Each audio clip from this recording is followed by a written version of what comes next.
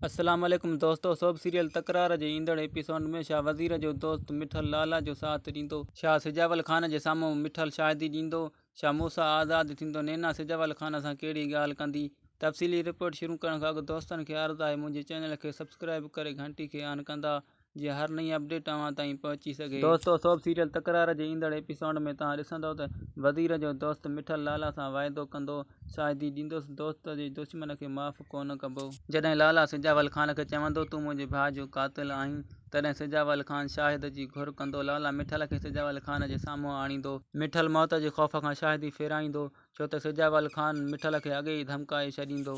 लाला सिजावल ख़ान जे साम्हूं कूड़ो थींदो। मूसा आज़ाद कोन थींदो जेसीं ताईं नवाब ख़ान नैना सां शादी न कंदो। सिजावल ख़ान नैना खां पुछा करण ईंदो। नैना खां पुछा कंदो छा ज़हर तोखे मुंहिंजे घरां मिली आहे।